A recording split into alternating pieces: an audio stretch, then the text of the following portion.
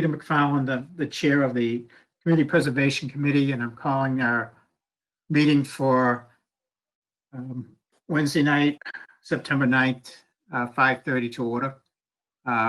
First thing we'll do is take attendance and go through the list. John Apri is absent, so Tony Esco. Present. Okay. Oh, Joe Historical Greeley? Commission representative. Joe Greeley, aye. John Hall, Present. Matt Lane, Present. Joe Sheehan, Present. and Patty Starr. Patty Starr, present. And chair is Peter McFarland, present. Okay, first, I go through the disclaimer. All right.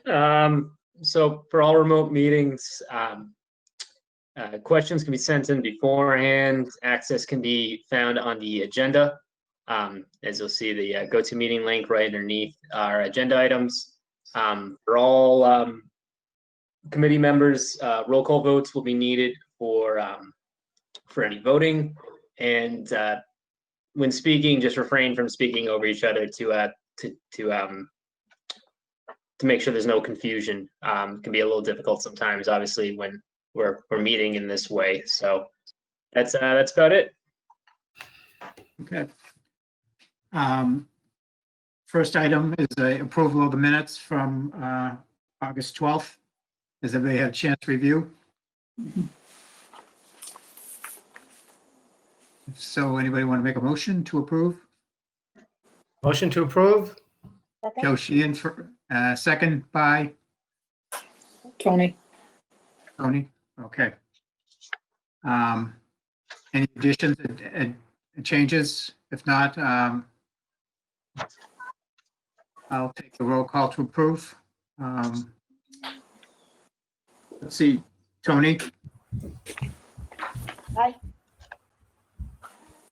Aye. Joe Greeley, I'm going to abstain. I was not at the meeting.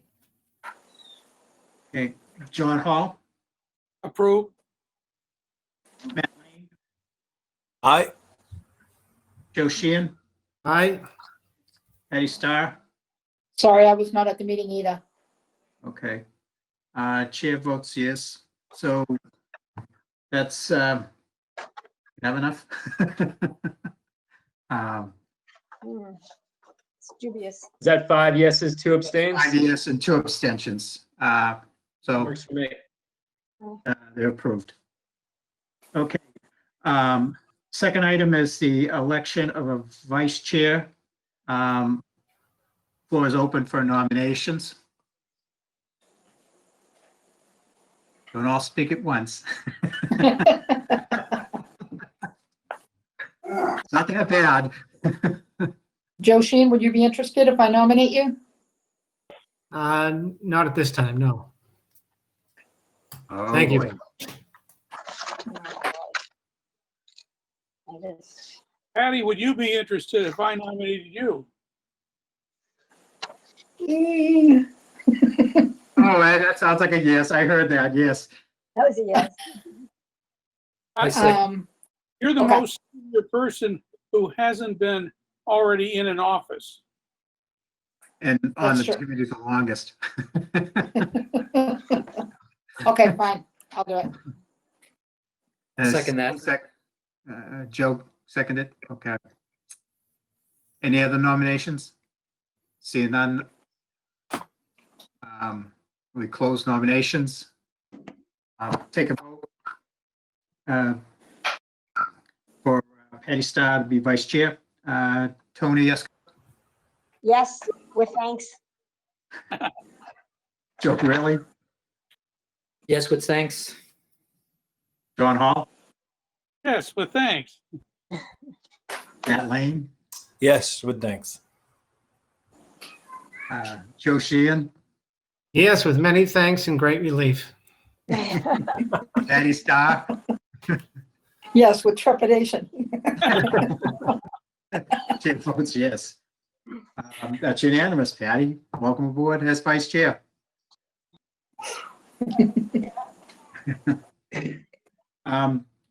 As far as the next agenda item, I talked to Pat, and we're gonna just switch things around. I'm gonna do updates for the projects this time. So Bernie wants to give an update on the Carillon. So we just wanted to get this get it in because Bernie has to go to another meeting. So if nobody objects, we can move up updates and status of the projects in progress. Hopefully Bernie, I might come. Bernie, you there? Himself. Like Bernie might have been caller one as well, so let me just give him a call. Oh, there we go.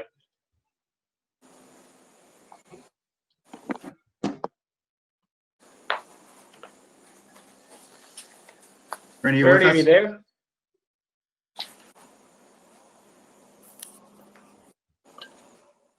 Can you hear me?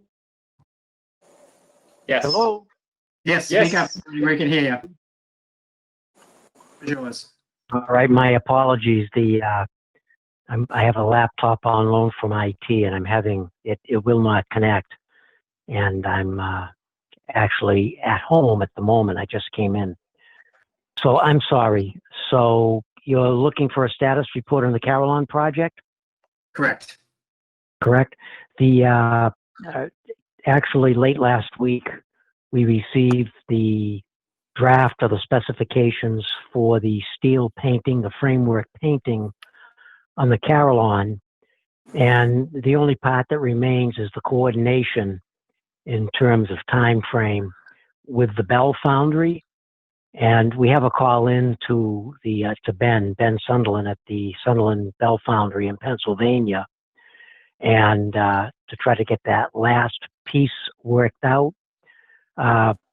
The architect, not the architect, the consultant, who's done quite a bit of work for us, thinks that it should be a sole source. He and Kathy and I have a chat scheduled next week. He is on vacation. Pennsylvania is within the safety zone now for Massachusetts, so that restrictions on travel for Ben Sunderland, if it's necessary for him to come up, should not be a problem. It would have been a problem up until a couple of weeks ago because of travel restrictions. So the painting specs are almost done, and we hope that we will be able to do a sole source. If not, we're within a couple of weeks of going out, if we have to, for an RFP for the actual work. I dislike RFPs on something like this because if you've not been through the process, I think some of you have, but if you don't ask the right questions, you can find yourself in a box with a potential bidder that really you may not think can do the job. But sometimes it's very difficult to analyze proposals when you don't know who the bidders are and what their experience is. So we hope to be able to do a sole source, but if not, we're prepared to move forward with an actual bid in October. So that's basically the update. The painting specs are done. They should be on the street in October. The RFP for the main Carillon work will go out shortly after that, if necessary. Okay. Any questions for Bernie? John Hall?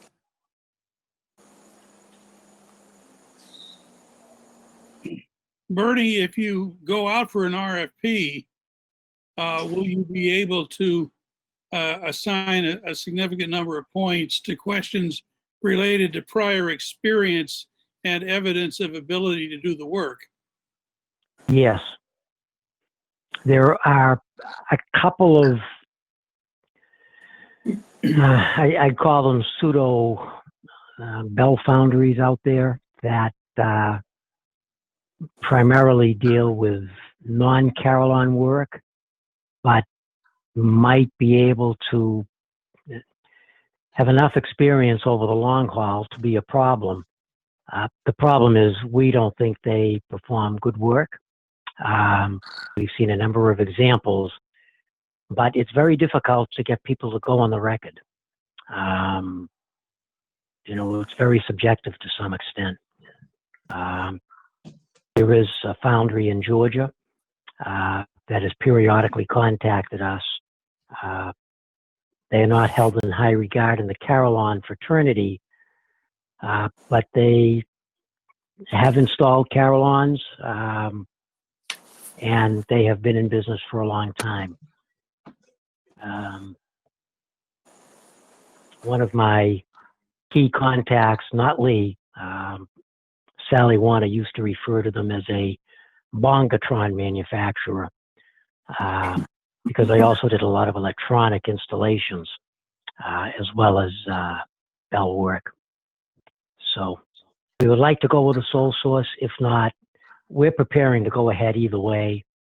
And hopefully we can, through the analysis, be able to assign weight to the key factors that we think are important. A little bit worried about it because you never know what the result is going to be. If we're dissatisfied, we can always reject all bids if we decide that they can't do the work. But John, that's a risk we may have to take if we do have to go out for an RFP. John Hall, follow up. Yes, thanks, Mr. Chairman. Bernie, it seems to me that one of the things you could assign significant points to in the COVID era is the availability of a plant in a state which does not present barriers to travel. I'm sure that would knock out Georgia, legitimately knock out Georgia. And That could. But it's a good suggestion. That's good. I'm sorry, John, I cut you off. No, that's okay. I just say it. I don't think anyone can argue that that's an arbitrary or bogus condition to put in there. It's absolutely relevant to the ability to do the work in a timely and affordable manner. Yeah, and because a site visit will be mandatory, that could very well be a significant factor. Good point. Anybody else with questions for Bernie? Joe Greeley? Thank you, Mr. Chair. Bernie, thanks for the update. We appreciate it. Excuse me. I'm just wondering. I've looked at the minutes from the last meeting. I did hear the rumor of a special town meeting, but I'm wondering. I guess I'm wondering in a perfect world, we would have the results back of the bid in time to evaluate whether or not we needed to put more money on the special for this project. If memory serves, I think when this 215,000 was estimated, it was even, not only was it about a year, I think a year and a half ago at that May 2019 town meeting, Yes. but also the data that was used to prepare that was at least 6 to 9 months old at that point. So we're talking about a bid that's whatever, 2.5 years old-ish. And I'm wondering, Bernie, just from what you know about the timetable, is there a way for us to know, and do we have enough time, if needed, to add additional money to the fall special? If we could kind of, if needed, we could always put a placeholder if needed and then just remove it. But I'm wondering if we could make that magically happen from a timetable standpoint. I'm guessing that there will probably not be a special town meeting until mid-November. So there is a possibility.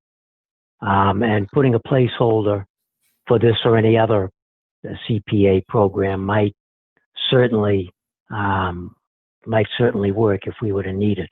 I would hope so, but a lot depends obviously on the special town meeting date. But from my guess is because there's a lot of planning board, Patrick may have a better handle on that. We'll certainly, I think, be in November. And the further into November we go, the more likely it is that we will have some hard numbers. And just a quick follow-up, if I could. Sure. When you said the bid for the painting could go out sometime in the next 2 weeks? Yes. If So we can get some technical questions resolved with the Bell Foundry, yes. Okay. So technically if that's I don't know off the top of my head, I don't know if that's a 30-day bid period or not, but we might not have the answer for the foundry in time for town meeting, but it sounds like we would definitely have the painting update. So I would hope so. It could actually work in the reverse. We might actually be able to get a revised estimate on the foundry work, even without a bid in hand, more easily than we can on the painting. Okay. All right. I guess I would thank you, Bernie. I guess I would throw that out to the body that we keep that on the radar screen and add that as an additional placeholder. Thank you. Thank you. Mr. Chairman, may I make a suggestion or just kind of float an idea? Well, in terms of the time frame, obviously we have our public hearing for the 4 projects that were left off of the annual scheduled for September 23rd. If there's a situation in place where we wanted to have an additional project, which is like a phase 2 of the Carillon, we could probably easily do that if we know a little bit closer into October. If Bernie is able to get a revised estimate from Jeff Sunderland or any new information that may change the amount of money we have available, it could also end up being a project that's postponed to the annual. So I mean, I think there's if we need to get something on the special for this fall, I think there's enough time to do that, depending on when Bernie finds out more information. But if it doesn't add up correctly, I think there's always the option to move it to the annual. I don't know what and Bernie, you could probably answer this better than I can, obviously. If there's some sort of scheduling of work that you could foresee in terms of when they can get in there to do things, if some elements of the project would have to be postponed to the fall and summer anyway.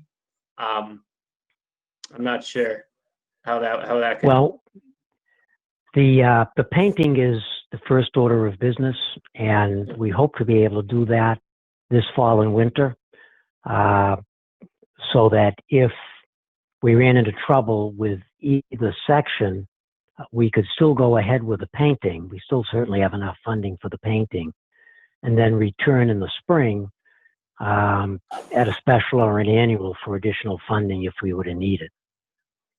That's certainly a possibility as well. Okay.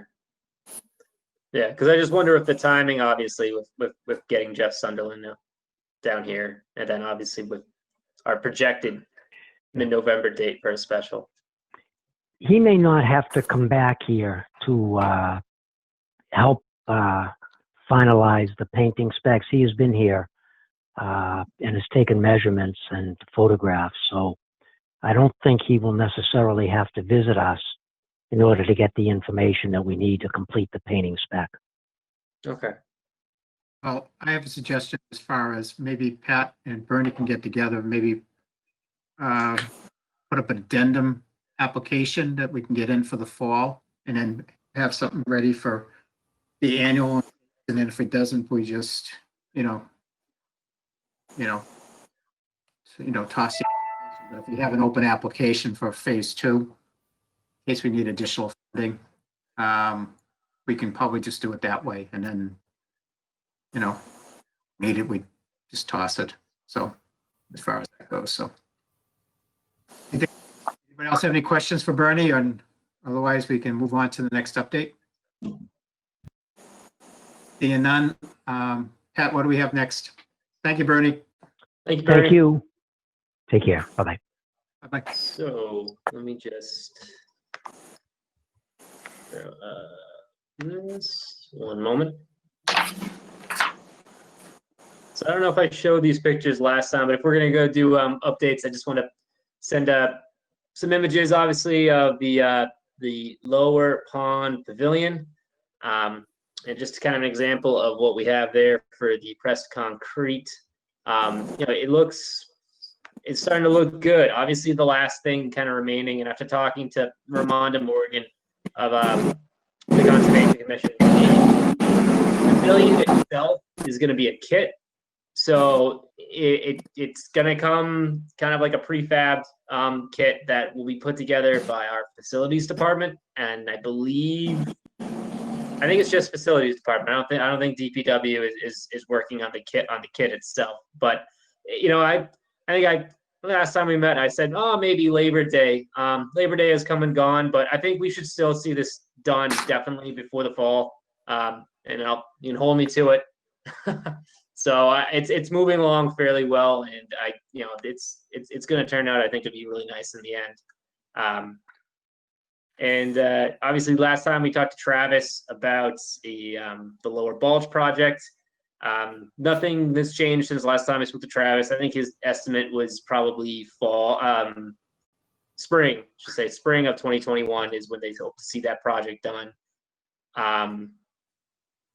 I was hoping to have, I might have an email from her. I was hoping to have our conservation agent,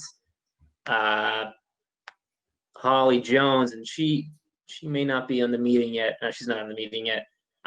She may show up later. I just want to introduce you all to her if she's able to join us tonight. Obviously, Holly will be kind of the main point of contact with the St. Street trail preliminary design.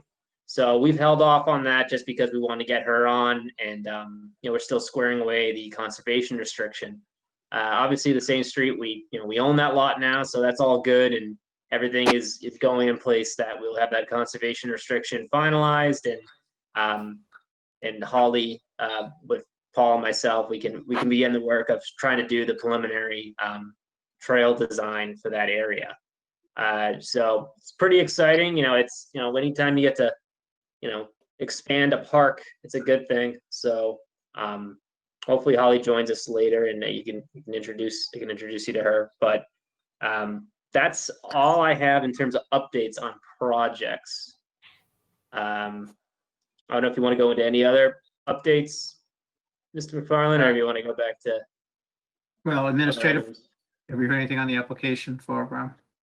Yep. So the recording secretary, we put it out to bid once about a month or two ago. We didn't really get any responses at all. I don't know if it was just a kind of a fluke or a weird timing thing, but we basically wanted to put it back out to bid. Not out to bid, sorry. Put it back out there, see if we can get more responses. So we actually have 3 people we want to interview, Paul and myself. Probably going to be maybe Friday, if not early next week. So we're hoping to get that that completed fairly soon. So that's a good thing. All 3 candidates that we want to apply, they look pretty solid. Look like they would be able to do the job. So excited to hopefully get that wrapped up and get the full recording secretary on. That's all I have for updates from an administrative standpoint. Okay.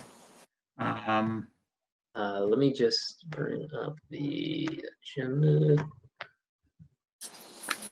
All right, I just want to throw back up the agenda. So we're on to back to would be item 3 now. 3. The project So, yeah. applications for the fall. Yep. So I just want to give just kind of quick update on the public hearing details and setup. So we're going to conduct this, I think we mentioned before, this is all going to be through GoToMeeting. Per the town bylaw, we had advertised through the paper, so it's being advertised through the record. The link is the same link that we've been using. This is the way you can kind of set up GoToMeeting is you can create meeting rooms as well as spot meetings. So the link that you guys use every time you go to the meeting is the same link that I'll be using for our public hearing. It's the Community Preservation Committee meeting room. So we'll just conduct it through that matter. I'll probably set up the agenda in terms of the order of presentations later. Going into just our regular meeting schedule, probably the Friday before. I have got in contact with all project applicants, Patty Fanning with the Old Parish Cemetery, Travis Farley with his 2 projects, and then Tony Esco with the Morse House project. Basically, Patty Fanning had to go back out to, I think she went through VHB for their quote. They revised it slightly to just kind of factor in, it had been a few months, obviously. So I believe we got that around $28,000 now with contingencies. Travis's projects, I believe we discussed last time, are all set. I think he moved, obviously, the pool project. I apologize, I actually don't have the figure in front of me, but it's adjusted slightly for the time frame between when he got his quote back in the winter and now. And I believe, Antonio Esco, if you want to kind of discuss the Morse House a little bit, I believe the quote still stands the same at 50,000. 50, and yep, after your email a month ago, I did inquire to Kathy Connie several weeks ago and asked her if she thought the number needed to be tweaked since COVID, and she forwarded the email to GNAP architects who had preliminarily done a cursory view of the property, and she felt that 50 was still a sufficient number to get the job done, and I have not heard anything different since then. So we feel that 50 should be able to give us the sufficient information that we need to know whether or not the Morse House is solid or not enough to be improved upon. So, and then at the public hearing, I have a lot more information on the Morse House, but in general, the Morse House and the Morse family in particular is a very prestigious family. George Henry Morse's lineage goes all the way back to Samuel Morse, who was born in the late 1500s in England. You can go through all 10 generations. It's profound, the influence of the Morse family, a very industrious lineage. And it's been an amazing historical research project for me. I looked into it a lot this summer. And I look forward to the public hearing, and I hope that the town can embrace this living history with this house. Some more of the public hearing. John Hall. Tony, several of us have gotten some communications related to that project that have questioned whether the historic status of the building itself is really as strong as it's been treated as being. The notion is that it's not, it's the son of the guy who built the first house, not the father who built it. And it's not the son's house either. It's something built around a repro or a moved. It seems like the sort of thing that needs to be addressed in the presentation, so that we at least have indicated that we've taken those questions seriously. Sure. I had a very large file that I sent out, and I'm not sure if you received it or not. I had sent it to the committee. It actually had 48 slides in it. I don't know if you recall getting it. I don't know. I don't. I didn't. Okay, I'll send it out again. And I did answer all those questions. Of course, no one was here when Ezra Morse was born, 1634. No one was here to corroborate that fact. However, the George Henry Morse house, on its own record, the fact that it was built, there is a picture in 1868. It's chronicled in books, and it's at the Day House in their materials. So we know that the house existed in 1868 because we have a picture of it, and his family's actually in the picture in the front of it. It's in John Grove's book, and it's been on Norwood Now. Patty Fanning updates a lot of websites, and so we know the house itself definitely was George Henry Morse's house. That alone, and knowing the lineage of George Henry Morse and his civic contributions from the very beginning of Norwood's history, the fact that he was Norwood's first assessor, the first publicly elected selectman, a fire chief, surveyor of highways, you name it, he did it. And so his civic contributions as a politician, if you will, as a farmer, as an auctioneer, he really represented the industry and the culture of the time. So the house stands on its own record. We know that it belonged to him. There are maps. I have records of polls and taxes that describe all of his holdings back in the 1800s, where they didn't quite use addresses yet. This is, the kind of the conundrum.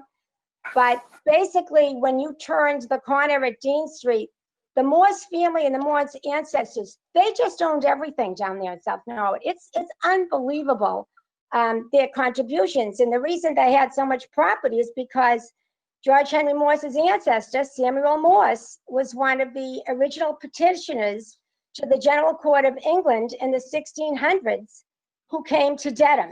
And he came here on the ship The Increase during the Great Migration period, which was 1620 to 1640. The lineage of the Morse family, including George Henry Morse, is as famous as far as we're concerned. And I'll resend out, because I was surprised no one answered me. It's a large file, so maybe you didn't get it. I don't know. But it's as profound as Plymouth. I mean, really, the Mayflower was, 1620 was the beginning of the Great Migration period. And it's considered a historical period, 1620 to 1640. So Norwood's history really comes out of Dedham, and we should remember where our origins lie. And they totally include the Morse family. And the records in Dedham are incredible with their written documentation, because some of the founders who came here, including Samuel Morse, were actually University of Cambridge graduates, and they knew what they were doing was profound, and every single thing they did was written. The name Ezra Morse is so pervasive in Dedham records. It's unbelievable. And so that's the actual first Ezra Morse, and I have a lot of documentation from Dedham records. So I will resend that very large file. I'm not using that for the public hearing. It's more of a digital format for me to put all of the records that I found to support all the questions that people had. The one thing that we hope to garner from the assessment as well, though, is there's a portion of the house in the kitchen, especially the breakfast room where there's a beehive oven. And we want to find out professionally if that appears to truly predate the 1860s date of the house, because there is a sketch of the original salt box house that was given to the Historical Society from George Henry Morse's daughter, Ellen Florence. And it is a rendering of her recollection of Ezra Morse's salt box house.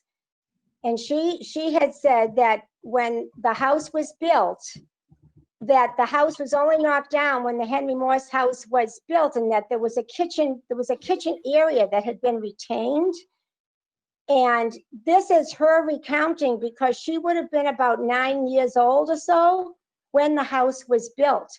And she had an artist sketch her recollection of the salt box house. So I have that in this PowerPoint that I will resend to you. So there are questions we really want to have answered from the assessment, but regardless of whether the beehive oven dates to the 1600s or not, George Henry Morse's contributions to Norwood, from the beginning of its incorporation, his family was intrinsically involved in civic affairs. And so it's just great to have a house that can document living history. I think we're very lucky to have it. And many area towns celebrate the lineage of the Morse family.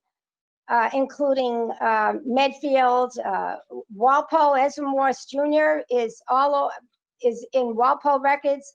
Some people might not know that the southernmost part of Norwood for a time was actually part of Walpole. That's something people forget. So for a while, I have to leave Dedham records and then go to Walpole from about 1724 to 1738, somewhere around there. And then it's Ezra Morse, now it's Junior, who says, hey, I want to go back. They stayed with Norwood. They didn't stay at Walpole. This section of Walpole came back and became part of Dedham and then Norwood again. It's complicated, but a very interesting history for sure. And I'll resend the larger PowerPoint I have, which was more background supportive material, not necessarily for the public hearing, but eventually maybe it could go on the Historical Commission website because it answers a lot of questions that people have about various addresses and questions about Ezra Morse, because there are many Ezra Morses.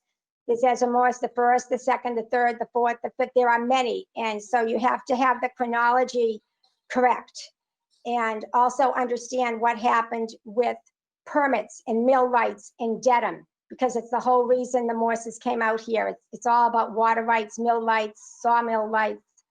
And it's really very, very interesting. So when we talk about Ezra Morse, we're talking about the first one, because then it's Ezra Morse Jr., who then becomes involved with what a lot of people know as Water Street in South Norwood, where there was a mill. And there's, by the 1690s, Ezra Morse, the first one, has now passed.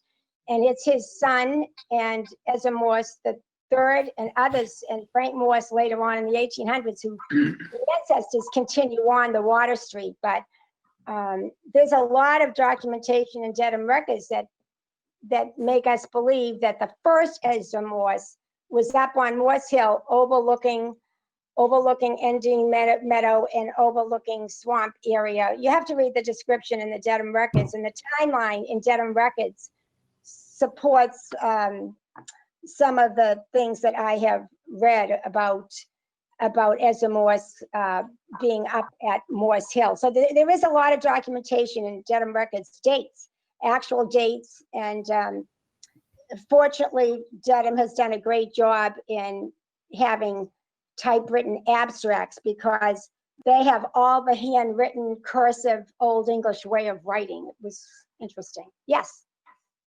Yes, John. I asked a question and I got a tsunami of information. Let me just make a couple of suggestions when we take any of this out to the public forum. Emphasize the building rather than the person, because that's what the project's about. And shorter is better. You know, if you just give people a few headlines and the people who are interested can get the extra stuff, but the general public is going to be lost if they get all this detail. Well, that's why I'm not doing that at the public hearing. No, Okay.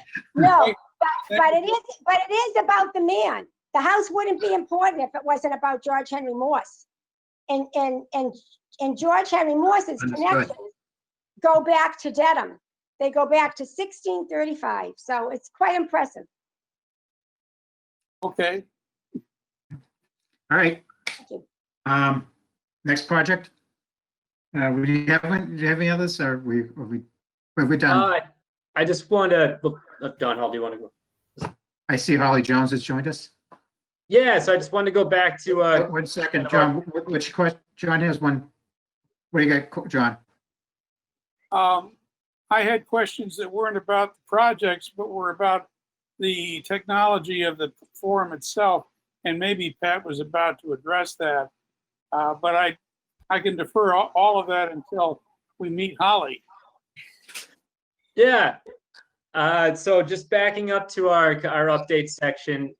So I just want to introduce the committee to Holly Jones. Holly Jones is our environmental planner / conservation agent.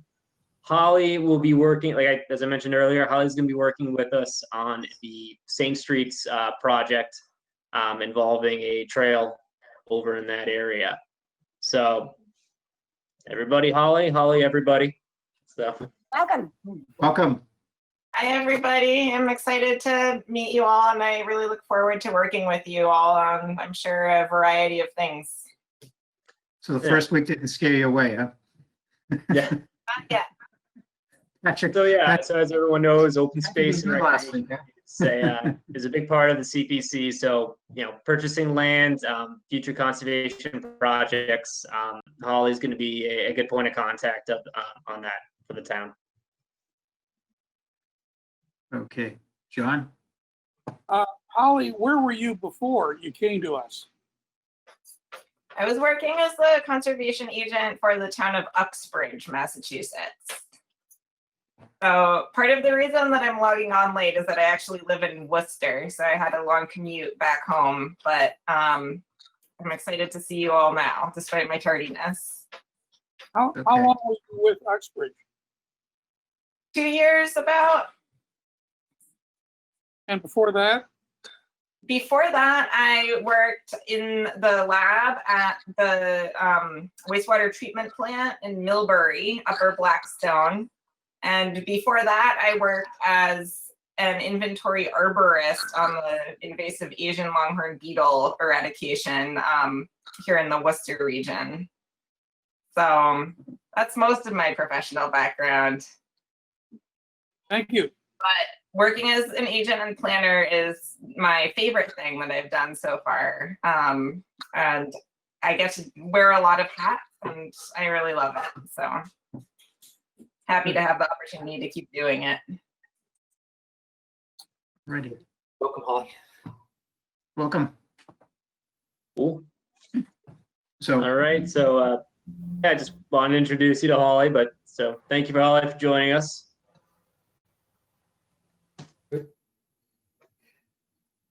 I would say anytime, but later is better. Absolutely. All right.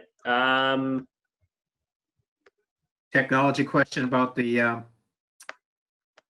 we're gonna handle the, Yes. public hearing. First, So yeah, what was your question, John, exactly? first question is, how many participants can this technology handle reasonably well?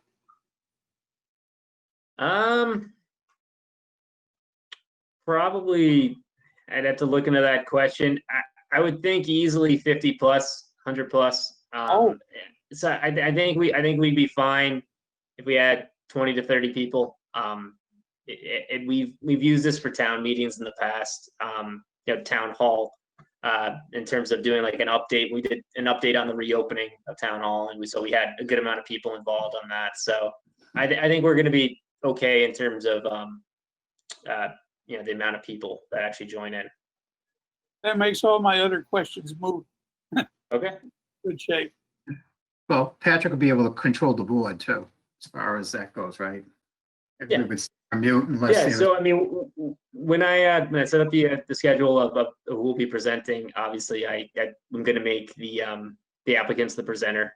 They'll have their own PowerPoint. Those PowerPoints will be sent out obviously to the whole committee before the meeting to review separately. But in terms of presenting, I'm going to hand it mostly over to the applicants to kind of walk through their presentation and their project with the rest of the committee. Anything else, John? All set? Okay. All set, yeah. I got that. I can read that one.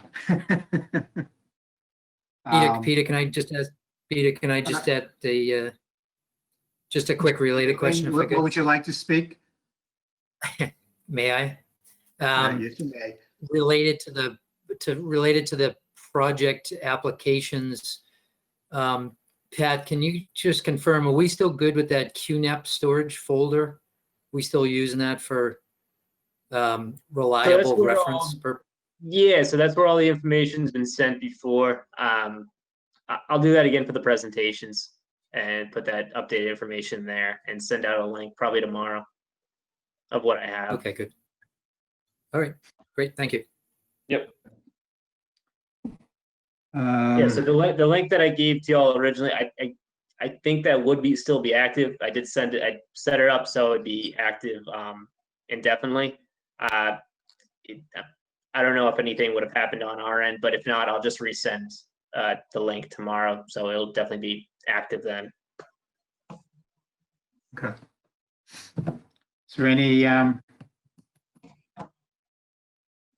committee approvals and project account appropriations? Is there anything on that? Yeah, so I had put that on there originally to have a discussion with John Apria, and I got to set that up with John. I just wanted to, now that we kind of have an idea that that the special town meeting will probably be mid-November. Working off of that, we could still plan to have our, we want to go into a committee meeting and basically have our articles written the same way that we've done for the past few town meetings, just so that we're prepared and have everything kind of ready to go. I had initially started to do that probably back in March before this whole thing went down, and then we had to revise what we went forward with at the annual town meeting to only our yearly articles. But for the project articles, I'm going through what the appropriation of funds, what we have currently, and just kind of using the same process that we've done in the past in terms of percentages of what will come from the use account, what comes from the unreserved. Obviously, that's up to all of you to determine how you want to go forward with it. But I just wanted to kind of address that. I was going to address that today, but obviously I probably will address it offline with John Apria. Just have everything queued up for you all at a separate meeting, probably the first meeting in October, I would imagine. The meeting after the public hearing. So. Okay. Yeah. All right. Do we have any preparation that we need to do for the special town meeting since we think it's going to be 2 months away? We're just going to basically finish up our public hearing and Yeah, and vote in October, from an right? article standpoint, like I said, we'll have it ready to go, or at least we'll have kind of a template ready to go for October. I'd like to, obviously, final approval is up the projects is all up to you all, but just kind of have everything set in place for October, get on the warrant when need be, when that date is finally kind of set. In terms of presentations or anything like that, I haven't given too much thought of that yet. I don't know if we're going to treat it kind of simple, obviously, luckily we're going to bring forward our zoning articles from planning standpoint. We want to bring forward our CPA articles, but I'm assuming, brevity will still be kind of, a needed thing for any town meeting we have. If we're still going forward with an in-person meeting at the gym, we want to have something that is to the point. So I'm not so sure presentations will be allowed like they weren't allowed at the special. So I would probably need to confirm that once we get a little bit closer to a firm date. But in terms of our articles, we should be good to go by October, depending on obviously your approval of the projects and then how you see the breakdown of the funds. And then obviously, if we're going, if there's any changes to the Carillon project, as Bernie mentioned, if that's something that the committee feels would need to be a kind of an emergency situation, create a phase 2. Hopefully, if we know a little bit closer to the end of September or mid-October, we could still schedule a public hearing for that project. All right. So I guess we're done. Okay.